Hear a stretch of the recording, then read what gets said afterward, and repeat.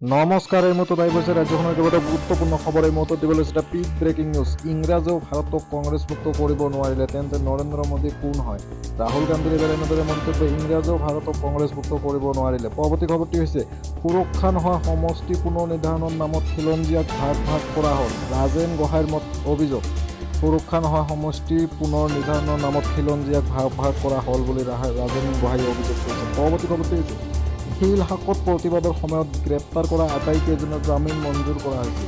শিলহাকত প্ৰতিবাদৰ সময়ত গ্ৰেপ্তাৰ কৰা আটাইকেইজনৰ জামিন মঞ্জুৰ হৈছে। পৰৱৰ্তী খবৰটি হৈছে, টিংখাঙত নৃশংস হত্যাকাণ্ডৰ ঘটনা, পুত্ৰৰ হাতত প্ৰাণ গ'ল পিতৃৰ। পাৰিবাৰিক সংঘাতৰ কৰুণ পৰিণতি, একমাত্ৰ পুত্ৰ দাৰ ঘাপত প্ৰাণ গ'ল পিতৃৰ। মামৰা ফুলাইচুক গাঁৱত সংঘটিত এই ঘটনা। নিহত লোকজন 50 বছৰীয়া সুৰেশ বৰা। অভিযুক্ত পুত্ৰ শান্তনু বৰাক গ্ৰেপ্তাৰ আৰক্ষী। সুৰাপানৰ ফলত ঘৰত প্ৰায়ে কাজিয়া হৈছিল ঘৰখনত। পৰৱৰ্তী খবৰটি হৈছে, চাপৰৰ আৰেয়াৰঝাৰত ভয়ংকৰ